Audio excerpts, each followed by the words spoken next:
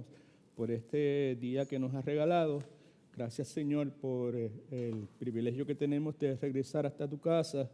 Gracias porque tú has tenido misericordia de nosotros en este día, Señor, y nos has ayudado, Señor, a levantarnos las veces que hemos tropezado, Señor, y has creado dentro de nosotros el deseo, Señor, de agradarte a ti, Señor, y nos has dado la capacidad de reconocer cuando no estamos haciéndolo, Señor, y en esta hora nos concedes la oportunidad de Señor, pues, llegar hasta este salón para estudiar tu palabra, Señor. Lo que queremos, Padre, es, Señor, pues, que tú nos conformes más y más a la semejanza de Jesucristo, que tú continúes transformando nuestro entendimiento, nuestra forma de pensar.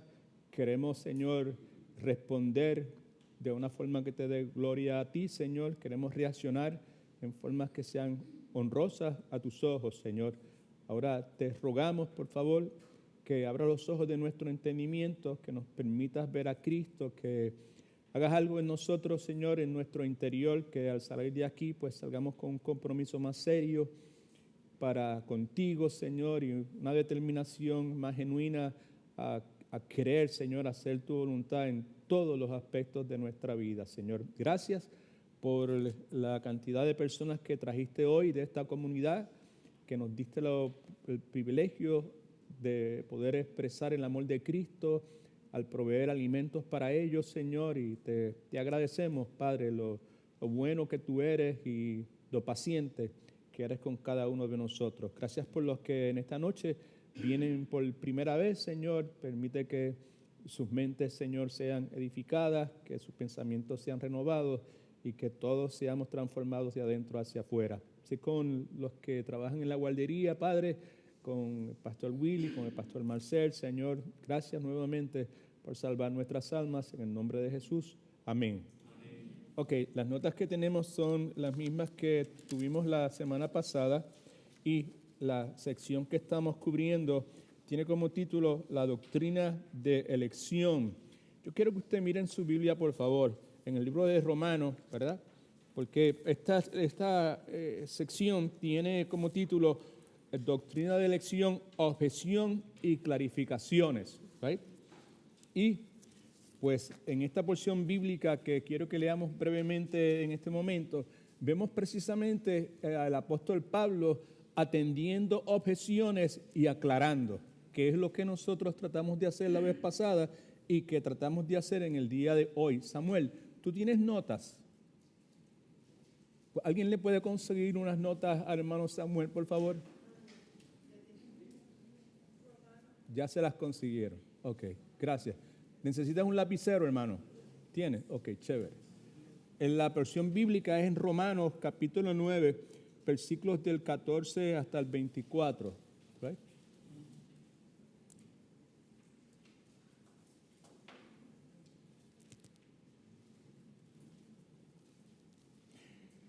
Now, este capítulo, pues como lo hemos estado visitando las últimas semanas, a final del año y a principio de este año, y pues el asunto principal aquí es el asunto, la doctrina de la elección, que es la que estamos considerando aquí, ¿verdad?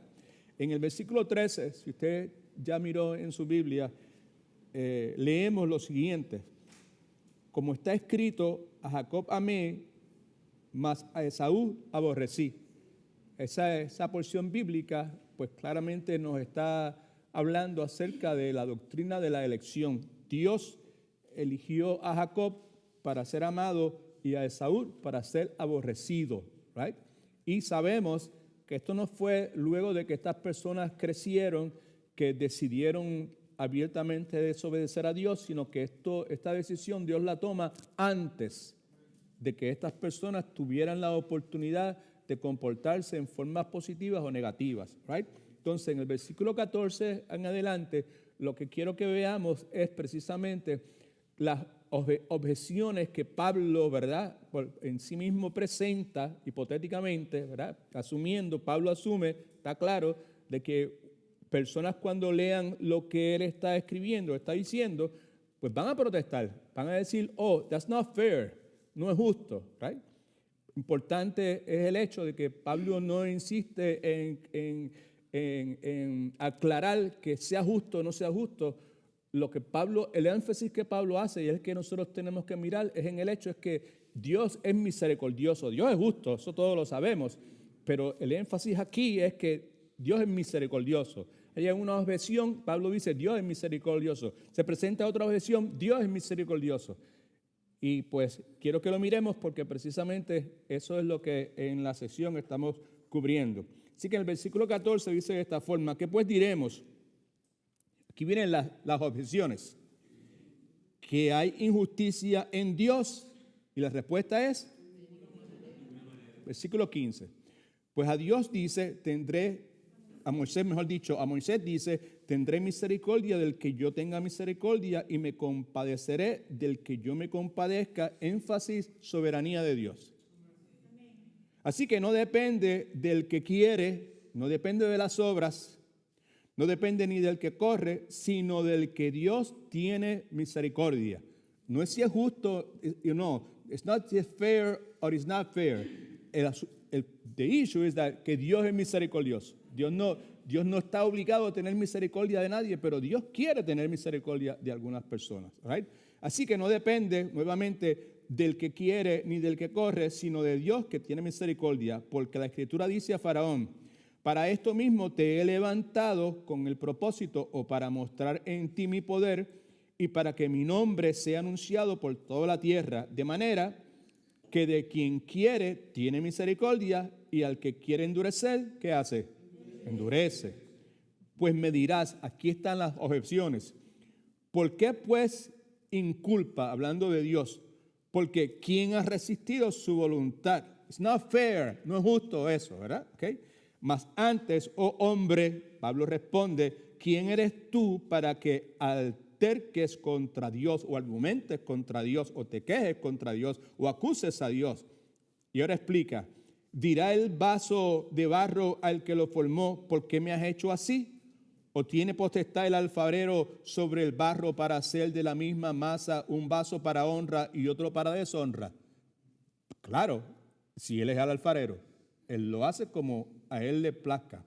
¿Y qué? Si Dios queriendo mostrar su ira y hacer notorio su poder, el propósito de Dios está detrás de todo esto.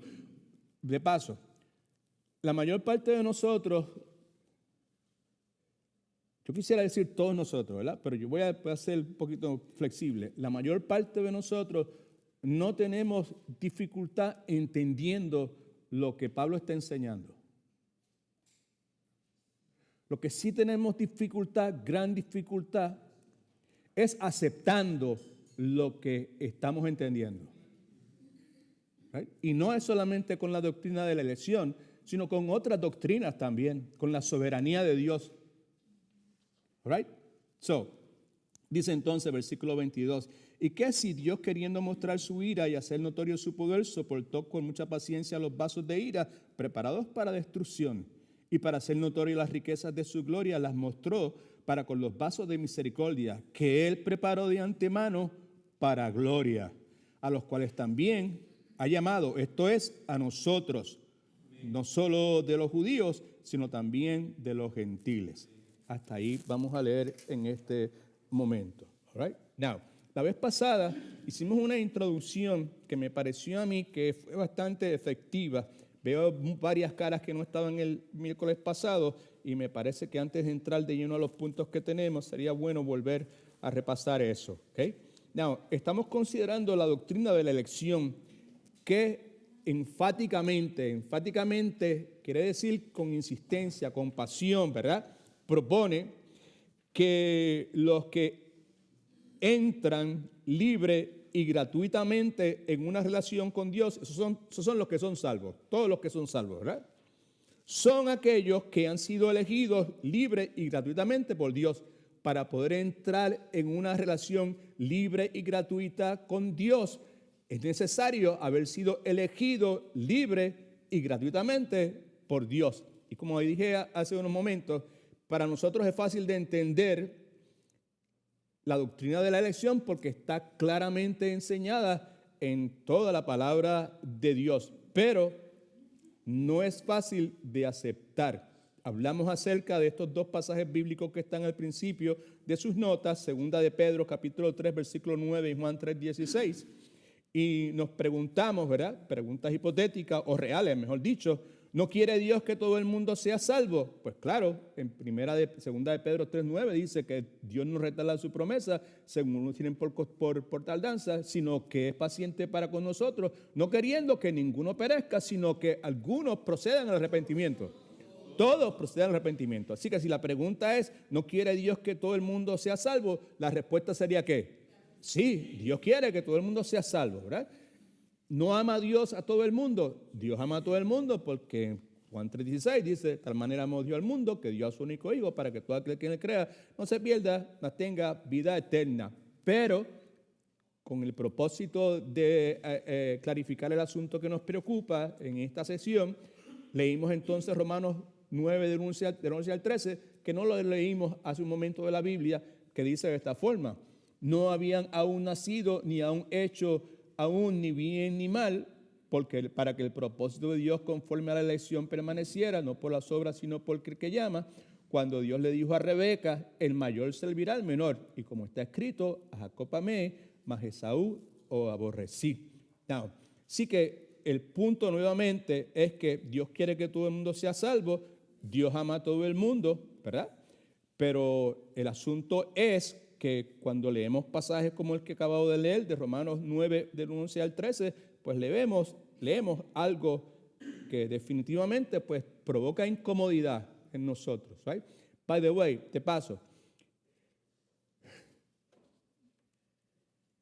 Muchas veces la incomodidad que nosotros tenemos o la dificultad para poder aceptar la doctrina de la elección es por la naturaleza esta pecadora que nosotros tenemos, el orgullo que tenemos metido entre cuero y carne. Y el punto es que, pues, el hecho de que Dios se mantenga el secreto para él no quiere decir que no sea justo, o que sea incorrecto, ¿verdad?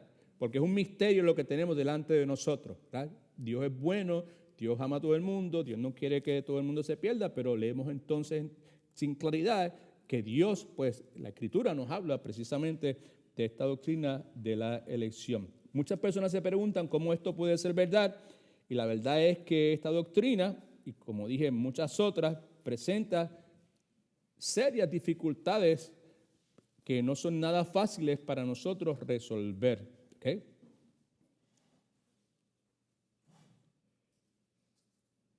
Vemos que Dios enseña acerca de la doctrina de la elección, vemos que es fácil de entender, pero obviamente, aunque es fácil de entender, provoca un gran nivel de incomodidad en cada uno de nosotros. Esta es la parte que quería compartir, ¿verdad? Ahora, ¿por qué eso es de esa forma? ¿Por qué es incómodo? ¿Por qué lo entiendo? Entiendo lo que Pablo está diciendo, entiendo claramente lo que el resto de la Escritura enseña sobre el particular, entiendo lo que Dios le dice a Moisés: yo tengo misericordia de quien yo quiera tener misericordia y tengo compasión de quien yo quiera tener compasión, ¿right? ¿Por qué es tan incómodo para nosotros procesar esto? Probablemente porque combina dos cosas, que es la soberanía de Dios, la responsabilidad humana, que en la cultura en que nosotros vivimos, ¿verdad? Y en nuestra visión de mundo es difícil poder conciliar. Una de dos cosas: o Dios es soberano, Dios está en control de todas las cosas, o yo pues decido lo que yo voy a hacer. Esta es la forma que somos condicionados a pensar.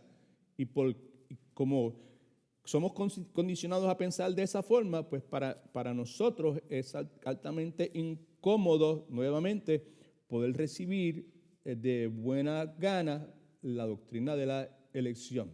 Otra razón es porque usted y yo hemos sido condicionados por el pensamiento secular donde nosotros vivimos, que le rinde pleitesías o le rinde culto, si usted quiere, al derecho y el poder que las personas tienen a determinar su propio camino y su propio destino. Eso es un derecho inalienable aquí en nuestra cultura occidental, ¿verdad? Y pues para la mayor parte de las personas, pues el hecho de que la doctrina de la elección propone lo que propone, pues resulta como una afrenta a ese derecho y el poder que las personas que ellos tienen para determinar su propio camino y su propio destino. ¿Cómo es? Yo soy el que voy a elegir a Dios. Yo soy el que voy a decidir si soy salvo o no. Right? Así que el concepto de la elección incondicional de Dios es incomprensible, inaceptable y vergonzoso para muchas personas. Por lo tanto, estamos tratando de recordar distintas expresiones, nuevamente, del carácter de Dios en su interacción con su pueblo para tratar de clarificar las posibles objeciones que nosotros podamos tener o todavía queden en nosotros. Lo primero que vimos en sus notas, por favor, es que precisamos recordar las múltiples expresiones de la voluntad de Dios, ¿verdad? Vimos que en la Escritura vemos cómo los deseos y la voluntad de Dios son expresados en distintas maneras. Vimos el caso de Isaías 53:10, el caso de Hechos 2, 22 y 23, que vamos a visitar nuevamente. Y para efecto de las notas suyas, escriba esto, por favor. Dos cosas con relación al hecho de que Dios expresa su voluntad en distintas formas. Primero, la voluntad de Dios revelada, que estamos hablando de lo que Dios declara en su santa palabra. Primera de Timoteo capítulo 2, 3 y 4. ¿Okay? Y lo segundo, que es la voluntad de Dios manifiesta. Y ahí estamos hablando de lo que Dios decreta en este mundo. Esto significa que hay partes de la voluntad de Dios que están ocultas hasta que algo sucede, ¿verdad? Pero la voluntad de Él ya está predeterminada. Y vimos lo que Salmo 139, 16 nos dice, ¿verdad? Salmo 139, versículo 16, mi embrión vieron tus ojos y en tu libro estaban escritas todas aquellas cosas que fueron luego formadas, sin faltar ninguna de ellas. En otras palabras, tú viste cuando mi cuerpo fue cobrando forma en las profundidades de la tierra y aún no había vivido yo un solo día cuando tú ya habías decidido cuánto tiempo yo iba a vivir. Inclusive dice, todo había sido anotado previamente en tu libro. En otras palabras, Dios conocía la historia de la vida nuestra antes de que usted y yo tuviésemos vida. Por lo tanto, no hay absolutamente nada que pase en la vida nuestra que esté fuera de la voluntad de Dios en este sentido. All right? Okay. Así que vemos que la Escritura enseña que Dios es soberano sobre algunas cosas, sobre todas las cosas, right? Y hay algunas cosas que suceden que cogen a Dios de sorpresa.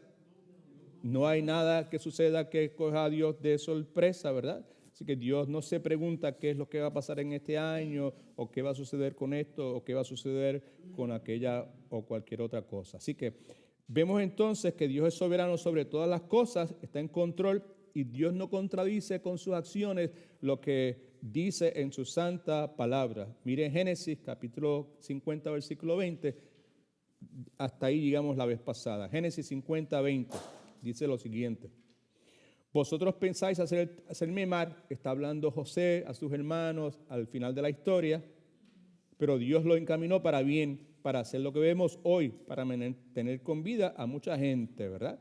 Ustedes quisieron hacerme mal, pero Dios lo cambió todo lo malo para bien, ¿verdad? Ustedes quisieron hacerme mal, pero Dios cambió ese mal, esa maldad, en bien. Now, también podemos considerar, ¿verdad? Por otro lado, lo que vemos en Hechos, capítulo 4, versículos 27 y 28. Ahí vemos a Pedro hablando acerca de la crucifixión de nuestro Señor y Salvador Jesucristo. Y vemos dos expresiones diferentes de la voluntad de Dios. ¿Qué es lo que hemos visto, familia? Rapidito, por favor. Perdone que vaya tan rápido, ¿ok? Vimos primeramente la voluntad de Dios revelada, que es lo que Dios declara en su santa palabra, y vimos entonces la voluntad de Dios no manifiesta, lo que Dios decreta en este mundo, ¿verdad? Now, en Hechos 4, 27 y 28, Pedro está en su discurso inicial en la era cristiana, ¿verdad? Día de Pentecostés, hablando acerca de la crucifixión de nuestro Señor y Salvador Jesucristo. Y Vemos entonces que aquí se hace mención de algunas cosas que probablemente resulten un poquito chocantes. Por ejemplo, a manera de pregunta, ¿fue la voluntad de Dios que los soldados romanos mataron a Jesús? ¿Sí o no? Sí. All right.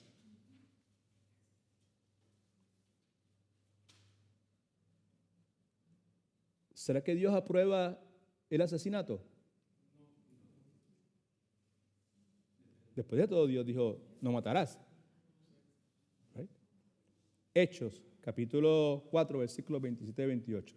Y verdaderamente se reunieron en esta ciudad Herodes, Poncio Pilato, judíos y gentiles, con los gentiles y el pueblo de Israel contra tu santo hijo Jesús, a quien ungiste para hacer cuanto tu mano y tu consejo habían determinado que sucediera. En otras palabras, Pedro está diciendo que lo que aquí había acontecido en esta ciudad, Herodes y Pilato se unieron a los extranjeros, a los locales israelitas, en contra del santo siervo de Dios, el Señor Jesucristo, a quien Dios había escogido para que fuera Mesías, ¿verdad?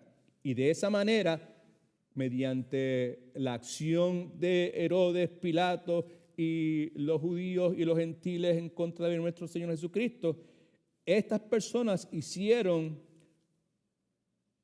todo en cuanto a los planes que Dios tenía y que ya Dios había dispuesto que sucediera.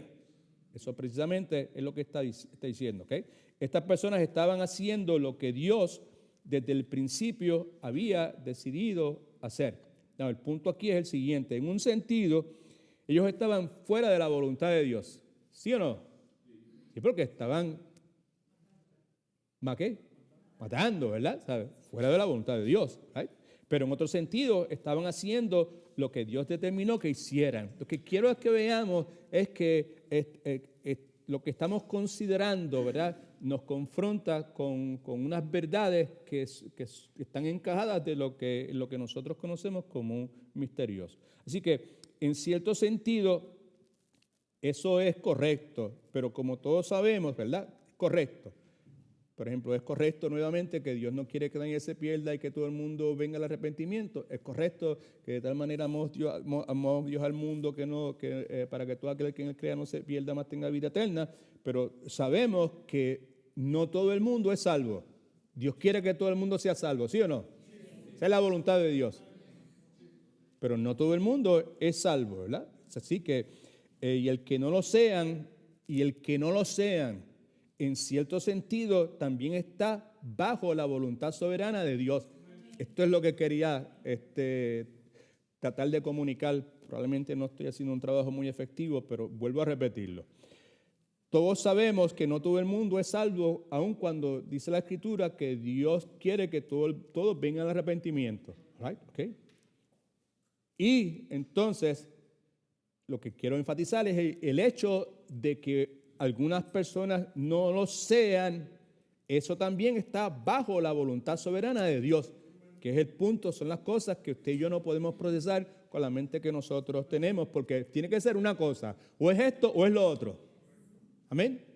Y como dije hace un momento, ¿sabe?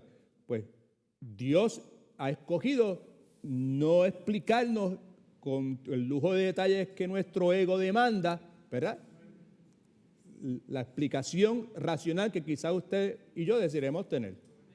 El punto es de que el hecho de que Dios se guarde, keep it secret, lo que quiero decir, como sabe en español, que Dios se mantenga el secreto, ¿verdad? No quiere decir que que la doctrina sea incorrecta o que haya injusticia en lo que Dios está haciendo. That is the point, okay?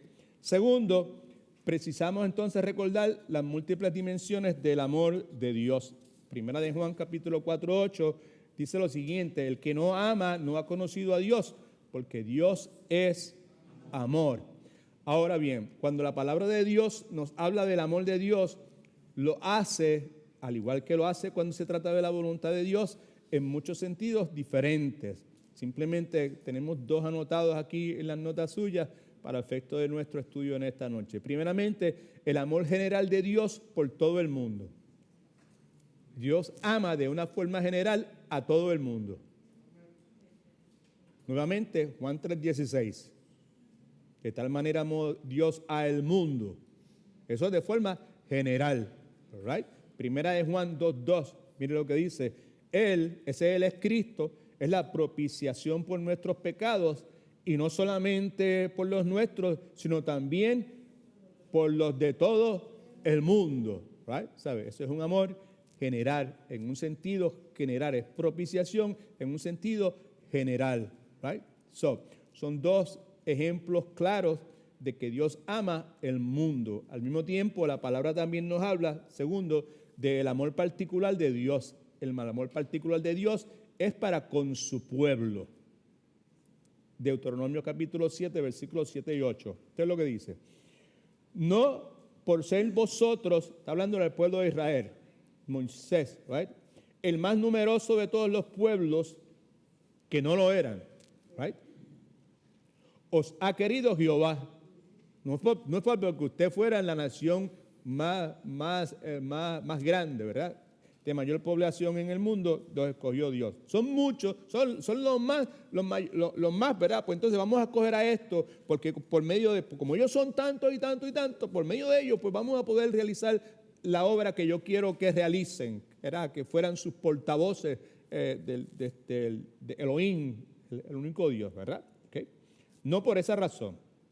Y nuevamente, no es por ser vosotros el más numeroso de todos los pueblos, os ha querido Jehová y os ha escogido, pues vosotros erais precisamente todo lo contrario, el más insignificante de todos los pueblos, sino porque Jehová os amó, ese es amor particular de Dios para con su pueblo, sino porque Jehová os amó y quiso guardar el juramento que hizo a vuestros padres. Por eso os ha sacado Jehová con mano poderosa, os ha rescatado de la servidumbre, de las manos del faraón y del rey de Egipto. Deuteronomio, en adición a eso, 10:15, dice lo siguiente. Sin embargo, solamente de tus padres se agradó Jehová y los amó. Otra vez, amor particular de Dios para con su pueblo. Y después de ellos escogió, fíjese, estas palabras que son las que nosotros tenemos tanta incomodidad, escogió, no fue que la descendencia lo escogió a Dios, sino que Dios escogió esa descendencia, escogió su descendencia y a vosotros de entre todos los pueblos, como sucede hoy. Lo escogió no porque ellos fueran los mayores, no porque fueran los más bonitos, no fue porque fueran los mejores adoradores, no fue que fueran los más inteligentes, sino simplemente porque a Dios le plació escogerlos. Amén. En su soberanía, Él decidió escogerlos. Podríamos decir que las cualidades positivas que yo acabo de enumerar, ellos eran todo lo contrario a eso. Y sin embargo, pues Dios los escoge. Así que vemos con claridad que Dios ama a su pueblo de una forma que no ama a otros. Dios ama al mundo en una forma general, pero ama a su pueblo en una forma particular. En Génesis 12 leemos que Dios tenía la intención de ser bendición para todas las naciones, pero que el amor de Dios para su pueblo, para su Israel, para el Israel de Dios, no se lo muestra a otros que no sean parte de ese pueblo suyo, ¿verdad? De ese Israel de Dios.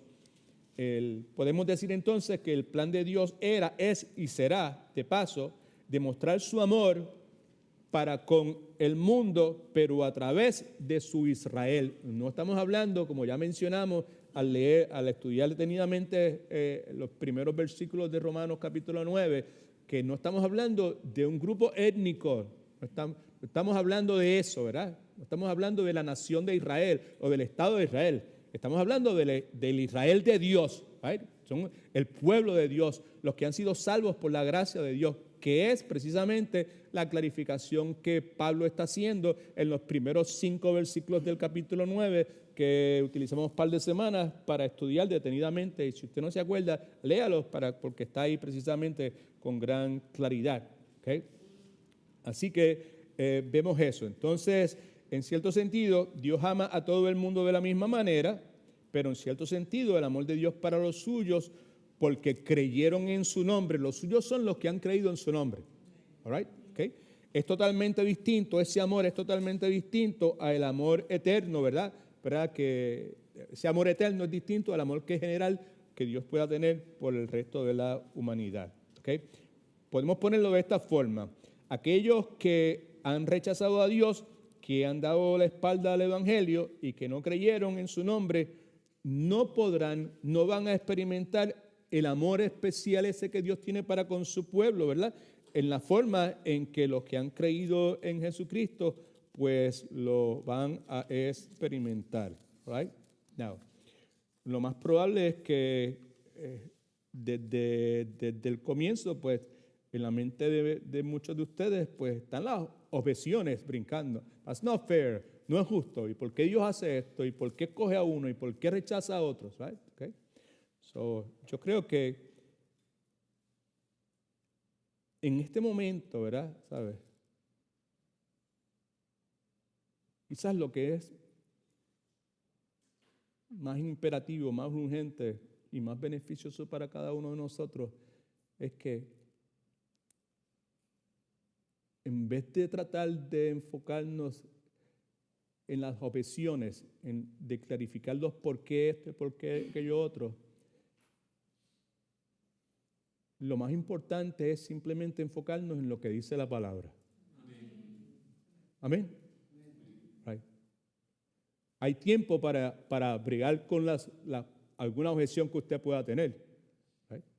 Pero lo que es importante, lo que va a ser beneficioso para usted y para mí, es enfocarnos en lo que Dios dice. Otra vez,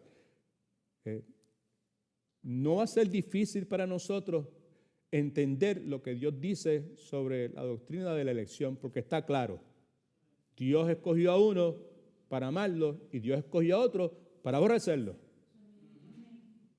Y las objeciones que normalmente iban a salir de eso, ¿verdad? En cuanto a la justicia, the fairness of God, as he chooses that way, pues Pablo, dirigido por el Espíritu Santo, las atiende. Right? Lea por su propia cuenta todas las veces que usted necesita hacerlo, Romanos 9, y usted va a poder ver con claridad el hecho de que Dios premeditadamente ha escogido, ha elegido. Eso es parte de lo que la Escritura enseña. Ese aspecto usted y yo necesitamos darle prioridad. Esto es lo que Dios dice. Right? Ahora, las interrogantes que nosotros podamos tener con relación a eso, pues tienen que ser atendidas desde un foundation, un fundamento en el cual nosotros estamos totalmente convencidos de que lo que hemos leído es lo que enseña la Escritura. Déjeme ver si puedo clarificar eso un poquito. ¿Okay? Tercero, en sus notas, precisamos recordar que el llamado de Dios a la salvación es eficaz. Son las cosas que la palabra de Dios dice. En otras palabras, cuando decimos que el llamado de Dios a la salvación es eficaz, estamos diciendo que el llamado de Dios a la salvación es efectivo. Y en adición a eso, que es incondicional, que no está basado en nada que tengamos que dar y que proviene única y exclusivamente de la efectiva gracia de Dios. Right? Lo que nos lleva a nosotros a proclamar, entre otras cosas, que Dios sin lugar a dudas termina de forma eficaz lo que Dios comienza, que es precisamente lo que hemos visto ya en más de una ocasión en Romanos capítulo 8, versículos del 29 al 30. Cuando dije hace un momento, lo que es importante para nosotros es enfocarnos en lo que Dios dice, lo que dice la palabra de Dios. Esto es lo que dice la palabra de Dios. Right? Okay. ¿Qué es lo que dice la palabra de Dios? A los que antes conoció y amó, porque el conocer y amor en ese sentido refleja ambas cosas, conoció y amó, a esos también los predestinó para que fueran hechos conforme a la imagen de su Hijo, para que Él sea Cristo, el primogénito entre muchos hermanos. Y a esos que predestinó, ahora esto explica lo que acabo de decir, la convicción de que Dios siempre termina de forma eficaz lo que comienza. Esto está basado en lo que el versículo 30 nos dice. Y a los que predestinó para salvación, A estos también llamó. Y a esos que llamó también justificó. Y a los que justificó, a estos también glorificó. Right? Escriba esto en sus notas, por favor. Esta gloriosa realidad nos obliga a ser humildes.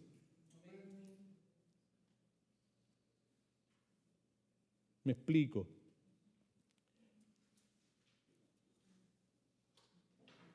Saber que la base de mi salvación no es mi compromiso con Dios,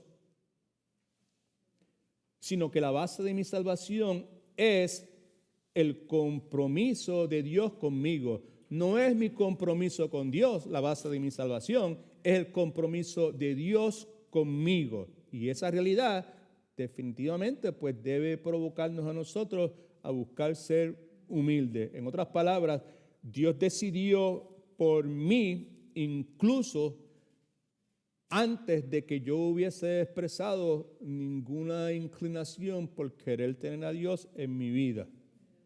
Amén, amén. All right, okay. Spurgeon, esto lo hemos leído otras veces, lo volvemos a leer. Dice lo siguiente con relación a este asunto. Dice Spurgeon: creo en la doctrina de la elección, porque estoy seguro de que si Dios no me hubiese elegido, yo no lo hubiese elegido a Él. ¿Será que alguien aquí piensa que tú pudiste haber elegido a Dios? O sea, otra vez, o sea, pues sabemos lo que dice la Escritura, ¿verdad? ¿Sabes? Pero es muy posible que dentro de nosotros, por allá adentro, ¿verdad? Donde solamente Dios sabe, usted y yo sabemos, haya alguna idea de que fui yo el que eligió a Dios. Right? Pues lo que la Escritura enseña es lo contrario. No fuiste tú, no fui yo el que eligió a Dios, fue Dios el que me eligió a mí. Y este siervo de Dios, llamado Spurgeon, pues es lo que nos está diciendo. Si Dios no me hubiese, él al final de su vida dijo, mira, si Dios no me hubiese elegido a mí, sin lugar a dudas que yo no lo hubiese elegido a él. Personalmente, yo me identifico 500% con eso que él dice. Al yo considerar, cuando venía de camino, algunos aspectos de mi vida, de mi niñez, de mi adolescencia, definitivamente, si Dios no me hubiese elegido a mí, yo no hubiese elegido a Dios. De ninguna forma. Yo estaba entregado totalmente al pensamiento, no se ofenda a nadie, por favor, eso es mi pasado, ese es mi otro yo. Right? Estaba entregado totalmente al pensamiento marxista, leninista. Right? Yo era casi ateo. Estuve entregado, estuve envuelto con cuestiones de santería y cuanta brujería, espiritismo y cosas así. Right? Así que, pues, en mí no había ningún deseo, ¿sabes? De cuando encuentro al Señor o cuando el Señor me encuentra a mí, yo digo que yo encuentro al Señor, pero cuando ese momento de mi salvación, yo no estaba buscando a Dios. Todo lo contrario. Mis pensamientos eran totalmente en contra de lo que Dios desea que ocupe las mentes nuestras. Right? Así que como Spurgeon, pues también yo puedo decir lo mismo. Y él continúa diciendo, estoy seguro de que si antes de yo nacer Dios no me hubiese elegido, yo no lo hubiese elegido a él. Dios me debe haber seleccionado por razones que yo desconozco. Porque no veo ninguna razón especial en mí por lo cual Él me haya visto con un amor especial. Por lo tanto, estoy forzado a aceptar esa doctrina bíblica. No la entiendo, hay interrogantes, hay misterios, veo la responsabilidad humana en muchos lugares, pero definitivamente veo también la elección incondicional soberana de Dios. Y ahí es donde queremos llegar. Right? Okay. Para algunas personas eso es un problema.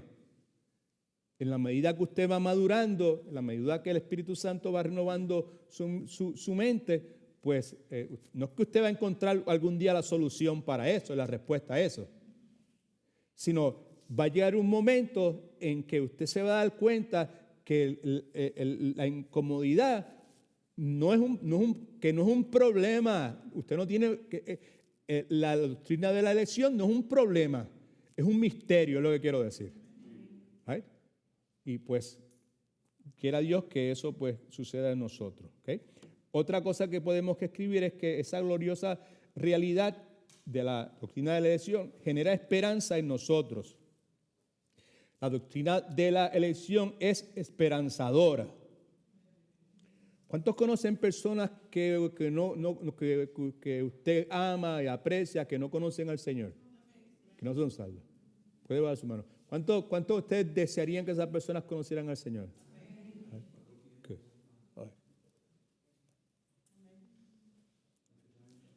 ¿Cuántos conocen personas que le están huyendo a Dios? Supuestamente. Running from God, right? Okay. Claro que sí. Yo me atrevo a decir que si usted conoce gente en su vida que no conoce a Cristo y están corriendo, huyendo de Cristo, usted debe darle gracias a Dios por la doctrina de la elección, porque no importa cuánto se resistan. Para mí esto me da ganas de decir aleluya, gloria a Dios, de treparme aquí y brincar por encima de las mesas. ¿Right? Porque si alguien se estaba resistiendo, era yo. Yo estaba feliz donde yo estaba, con mi inmoralidad y mi mentira y todo el pecado que había en mí. Feliz. Ahí en el vertedero, jugando con la basura y con los lombrices y las cucarachas y la pudrición que había, era feliz. Sin embargo, aquí estoy. ¿Por qué razón, verdad? Pues porque no importa cuándo yo me pueda resistir y no importa cuánto esa persona que usted conoce se pueda resistir, nadie a quien Dios llame por su gracia puede resistir esa gracia. Esa es nuestra esperanza. Dios tomó desde antes, esto es lo que dice, y esto es lo que yo quisiera, Señor, ayúdame. Yo sé que yo soy bien inadecuado, pero ayúdame, Señor, de alguna forma. Tú coge lo que yo diga y tú pues arréglalo, límpialo y clarifícalo en la mente de las personas que aquí se encuentran, por favor. ¿Okay?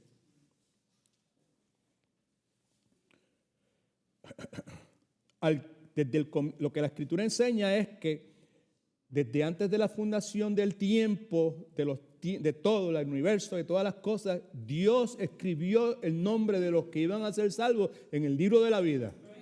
¿Right? En otras palabras, que Dios tomó una decisión. ¿Yeah?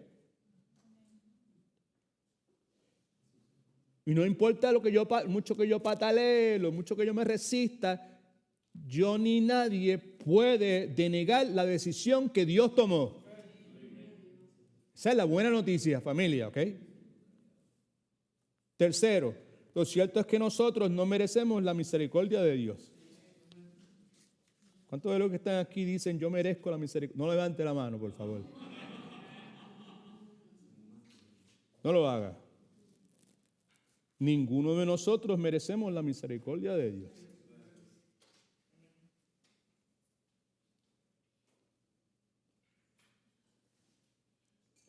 Cuando leemos Romanos 9, que leímos un poquito ahorita, ustedes, la mayor parte ya saben que Pablo está haciendo referencia a Éxodo 33, donde Dios dice que Él va a tener compasión de quien Él quiera tener compasión y va a tener misericordia de quien Él quiera tener misericordia. Bueno, ¿cuál es el contexto de Éxodo 33? Lo que vemos ahí es la historia del pueblo de Dios, que mientras Moisés está recibiendo instrucciones del Dios creador, santo, santo, santo, el gran yo soy, monte Sinaí, este pueblo decidió ponerse a orar y ayunar mientras Moisés estaba allá arriba. Sabemos que no, ¿verdad? Okay. Mientras Moisés está en esa conversación divina con el Dios Todopoderoso, ellos están adorando un becerro de oro, creándose toda clase de ídolos. Y en cuestión de nada, en un abrir y cerrar de ojos, literalmente, se han vuelto totalmente en contra de Dios. Lo que la Escritura nos dice es que Dios, lleno de su ira santa, decide ejercer juicio. La Escritura también nos dice que Moisés intercede por esa secua de sinvergüenzas, parecidos a cada uno de nosotros. Y esa intercesión de Moisés probablemente es una de las imágenes o ilustración de intercesión más contundente en toda la Escritura. Podemos hablar mucho sobre lo que sucede, pero en 2 o 3 palabras podemos decir que lo que Moisés le dice es: Señor, Dios, por favor, perdónalos. Éxodo 32, versículos del 7 al 14, la tercera página de sus notas, por favor. Dice: Entonces Jehová dijo a Moisés: Anda, desciende, porque tu pueblo, el que sacaste de la tierra de Egipto, se ha corrompido. Espérate, esto como que no está mal escrito, ¿verdad? ¿Por qué está mal escrito? No, esa parte es verdad, es el pueblo de Dios, ¿verdad? Pero lo que está incorrecto, supuestamente, no lo está, ¿verdad? Pero simplemente un poquito de sarcasmo aquí es que el que sacaste de la tierra de Egipto, ¿right? Que lo sacó fue ¿quién? Fue Dios el que lo sacó, ¿verdad? ¿Right? Ok, simplemente para llamar su atención. Se ha corrompido.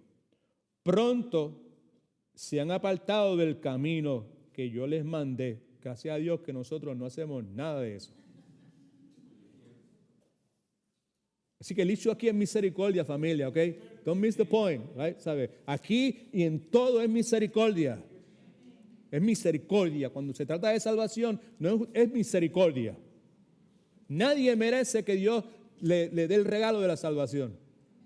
El estándar de Dios es perfección absoluta, que solamente pudo ser alcanzada por el Señor Jesucristo, que es la propiciación, es el regalo de Dios para cada uno de nosotros. ¿Ok?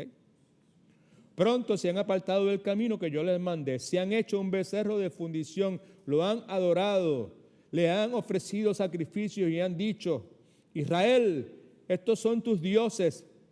Mire qué barbaridad, que te sacaron de la tierra de Egipto. Continuó diciendo Jehová a Moisés: yo he visto a este pueblo, que por cierto es un pueblo muy ¿qué? Terco. Ese fue el pueblo que Dios amó. Ese fue el pueblo que Dios escogió. ¿Tenían algo en especial ellos que ameritase que Dios lo escogiera? No. ¿Se equivocó Dios al escogerlos? ¿Dios pensó que ellos iban a ser fieles y resultaron que eran tercos? No, porque Dios es omnisciente. Dios sabía todo.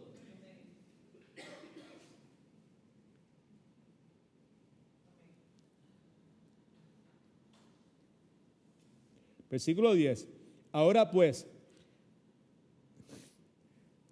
esto es una conversación que yo no tengo palabras para expresarla, ¿verdad? Porque aquí es Dios pidiéndole a Moisés que le permita hacer algo, ¿verdad? Eso como que está medio arreglado ahí, ¿verdad? Eso suena como la lucha que tuvo Jacob con Dios, ¿verdad? ¿Sabes? Aquella noche, ¿verdad? Déjame ir, no te voy a atacar, no te voy a soltar, voy a pelear tú con Dios y que ganarle a Dios, ¿verdad? Eso como una lucha libre que está arreglado, ¿verdad? Antes que suceda la cosa, ¿no? Algo así. Entonces, versículo 10, ahora pues déjame que se encienda mi ira contra ellos y los consuma. Pero de ti yo haré una nación grande, gloria a Dios, por fe. Entonces Moisés oró en presencia de Dios, su Dios, y dijo: ¿por qué Jehová se encenderá tu furor contra tu pueblo? El que tú, otra vez, contrario a lo que vimos al principio, el que tú sacaste de la tierra de Egipto con gran poder y con mano fuerte. No fue Moisés, fue Dios el que lo sacó. ¿Por qué han de decir los egipcios, mejor dicho? Para mal los sacó, para matarlos en los montes y para exterminarlos de sobre la faz de la tierra. Vuélvete, arrepiéntete del ardor de tu ira y arrepiéntete de este mal, gran mal, contra tu pueblo. Acuérdate de Abraham, de Isaac y de Israel, tus siervos, a los cuales has jurado por ti mismo y les has dicho, yo multiplicaré vuestra descendencia como las estrellas del cielo y le daré vuestra descendencia toda esta tierra de que os he hablado, y ellos poseerán como heredad para siempre. Entonces Jehová, ¿qué hizo? Se arrepintió del mal que dijo habría de hacer a su pueblo. Right? Now, la Escritura nos dice, ¿verdad? Aquí al final de Éxodo 32, que Dios decide eliminar 3,000 personas de ese pueblo. Si usted lee el resto, usted se va a dar cuenta de eso, ¿ok? El punto es que Dios decide eliminar 3,000 personas cuando todos merecían morir delante de un Dios que es santo. Pero Dios, en su soberanía, elige eliminar solamente a 3,000 de ellos. Así que lo que Pablo dice es que Dios pudo matarlos a todos, pero solamente mató a algunos. Éxodo 33, 18 y 19. Esto es lo que dice. Entonces dijo Moisés, te ruego que me muestres tu gloria. Y Jehová le respondió, yo haré pasar toda mi bondad delante de tu rostro y pronunciaré el nombre de Jehová delante de ti. Subraya ahora si quiere, pero tengo misericordia del que yo quiero tener misericordia. Y soy clemente con quien quiero ser clemente. Right? Alabado sea el nombre del Señor. Ahora, ¿cuál es el punto detrás de todo esto? Cuando nosotros escuchamos que Dios llama a algunos y que otros no son llamados a salvación, nuestro pensamiento humanamente e inmediatamente es que eso es que justo o injusto. Seamos honestos. Lo normal es que pensemos que eso es que injusto. Right? Y lo que la Escritura nos sugiere, y a través de este humilde estudio también estamos sugiriendo, es que necesitamos ser cuidadosos. Porque en tanto decimos que eso es injusto, nos estamos equivocando. Eso es una afrenta contra Dios, obviamente, pero en adición a eso, si decimos que eso es injusto,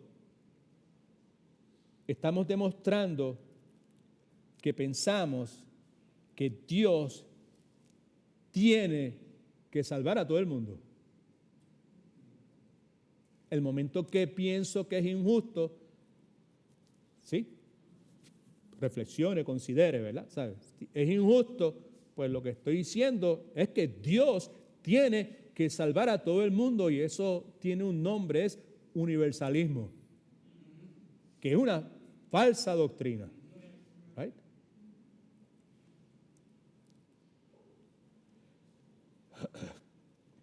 Nos equivocamos porque si decimos que todo el mundo puede salvarse, puede ser salvo,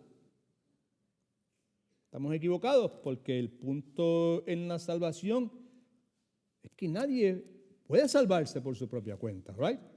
Que no hay absolutamente nadie a quien Dios no tenga que salvar. Dios tiene que salvar a todo el mundo. Amén. Los que son salvos porque Dios los salvó. No hay forma en que nadie pueda hacer algo que amerite que son salvos. Escriba esto último, por favor. La realidad es que el Evangelio es claro. Dios sería absolutamente justo en condenarnos a todos nosotros. Sin lugar a dudas, si Dios solo actuara en base a su justicia, no es justo. Right? Si Dios actuara en base a su justicia, nadie iría al cielo. ¿Y nadie es? Nadie. Precisamente fue eso lo que hizo que los ángeles caídos, el mundo antiguo y las ciudades de Sodoma y Gomorra experimentaran la destrucción que experimentaron o el castigo que experimentaron. Segunda de Pedro, que vamos a ver la semana que viene cuando comencemos, capítulo 2, versículos del 4 al 9. Así que es por pura misericordia que Dios tiene la gracia de salvar a algunos, que es precisamente lo que nos dice Romanos 9. Romanos 9 enseña que ninguno de nosotros merece la misericordia de Dios y por lo tanto no podemos negar la elección, la gracia de Dios. Misericordia es cuando Dios me da, o mejor dicho, cuando Dios no me da lo que yo merezco. Y gracia es cuando Dios me da lo que no merezco. Misericordia es cuando Dios no me da lo que merezco. Y gracia es cuando Dios me da lo que no merezco. Alabado sea el nombre del Señor. Señor, nos cuide de atrevernos a desafiar la autoridad de Dios al cuestionar las cosas que Dios ya ha predeterminado. Así que gracias por su consideración, gracias por su paciencia. Vamos a orar. Le exhorto a que venga el próximo domingo en la mañana a las 11 para participar en La Biblia Dice. Estamos hablando, considerando la disciplina de la meditación, altamente importante, necesaria para poder ser transformados de adentro hacia afuera.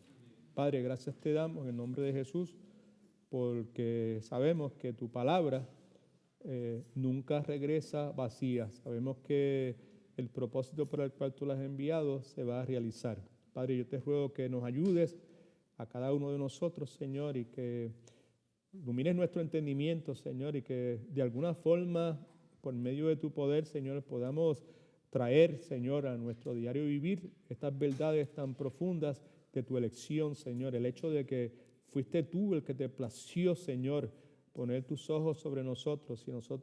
Si tú no nos hubieses elegido a nosotros, pues nosotros no lo hubiésemos hecho tampoco hacia ti, Señor. Que podamos entender, Señor, la seriedad, la magnitud, la importancia, Señor, que tienen estas verdades en nuestra relación contigo, Señor, y que nuestra fe en ti crezca y se multiplique y que queramos obedecerte y queramos ponerte en el lugar que tú te mereces, Señor. Conduce nuestros automóviles de regreso a nuestros hogares, danos descanso, Señor, y ayúdanos a ser más como tú. En el nombre de Jesús, amén.